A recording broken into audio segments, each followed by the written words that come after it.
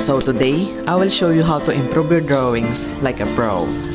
So recently, madami nga nagre-request sa inyo about face tutorials, kaya gumawa ulit ako ng panibago. So stay tuned till the end of the video. So the first thing is nag-download muna ako ng mga pictures sa Pinterest as may reference mamaya. At hindi mo na ako gagamit ng sketchbook ngayon dahil gagamit muna ako ng vellum board as my warm-up sketches.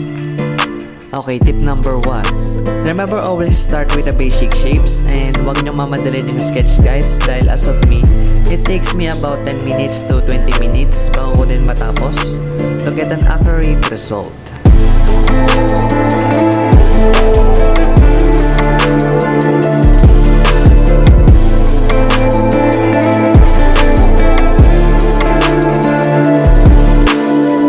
Guys, natapos ko na yung first drawing after 1 hour and I really enjoyed the result. So now, let's do the second one. So this time, I will show you how to improve your line work. Nagsisimula muna ako sa proportions para sa guidelines at remember guys, huwag nyo masyadong kokopyahin yung reference nyo. At least siguro mga 50 to 70% nyo siya kokopyahin at saka nyo a-applyan ang sarili nyong art style. Also guys, ito ang isa sa mga napapansin ko sa ibang artist na professionals kagaya ni Brother Gox, Kurt Kopinski, and Kim Jung-gi. Isa sila sa mga naging paborito kong artist dahil they trying to pop their drawings gamit ng ink using the method of maninipis at makakapal na lines in traditional way. And since din na-inspired talaga ako sa mga gawa nila at sinubukan ko namang i-apply yung technique nila sa sarili kong art style. So yeah, it's totally worth it guys.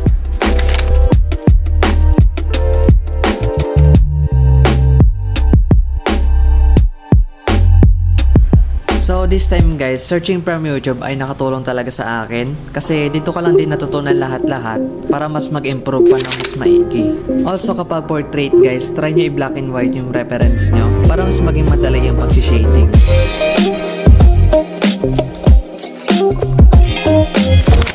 For the third drawing, gagamit ako ng Loomis method para sa proportions. Basta always remember, start lang kayo palagi sa basic shapes bago nyo tapusin yung sketch.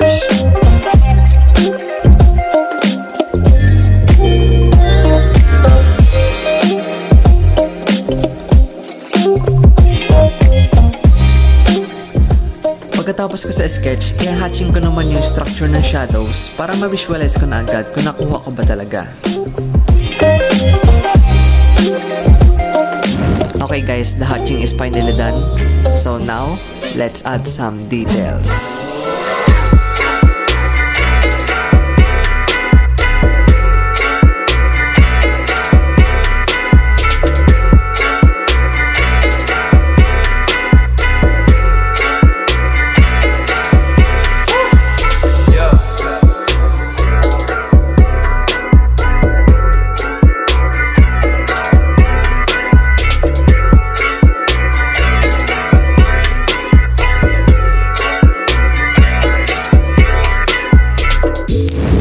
Okay guys, I just finished this drawing for 3 hours straight and the result is pretty much epic. I hope you like it.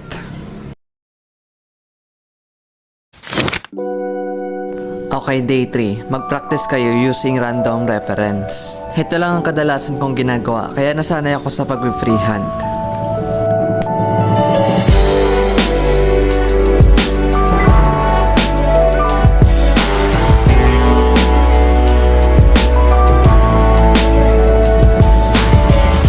Ito lang din ang palagi kong ginagawa pag minsan na nanonood lang ako ng anime.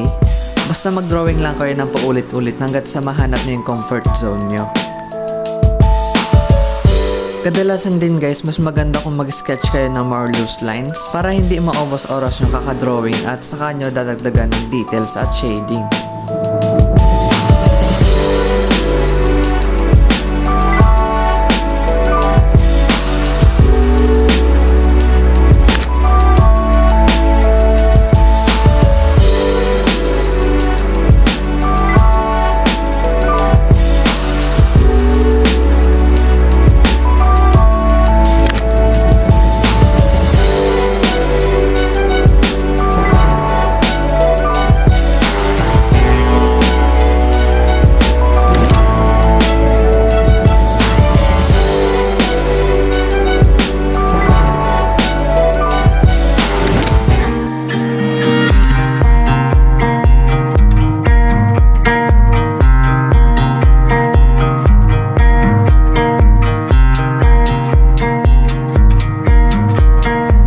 So that's it guys, hanggang dyan na lang yung tutorials natin.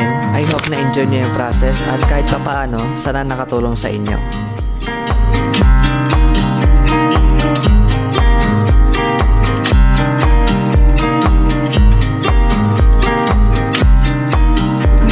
Okay, wait. Brother Josh, let's have some ensure. Gumagawa kasi ako ng plates namin sa major, tsaka first time ko lang din iinom nito. Kaya shinake ko muna kahit hindi naman siya nilalagay sa baso. Medyo kakaiba lang yung lasa nito dahil hindi pala ito pinapalamig. So, by the way, let's continue. Okay, today is day 5. Hindi ko alam kung ano i-drawing ko ngayon, kaya I decided na mag-drawing na lang ng random choice sa Pinterest. And this is going to be epic, guys. Well, I'm a sinner, and it's too good to be true. You put the blame on me. Yeah, when I touch your ego, you put the blame on me.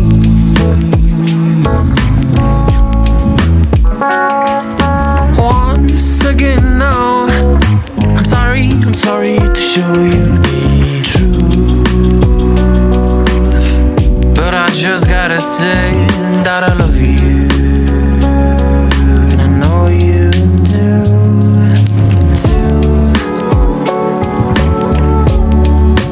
When I held your tears,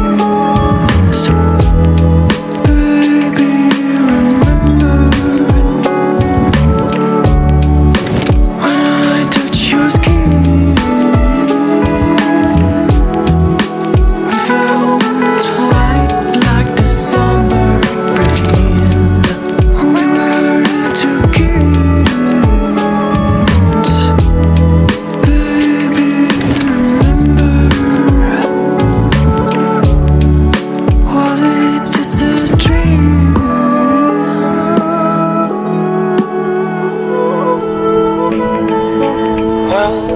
Okay guys, finally natapos ko na yung drawing for 2 days and I really enjoyed the result. So enjoy the reveal. Bye! I tried the night, but the love that I felt was so blue. Tried the night,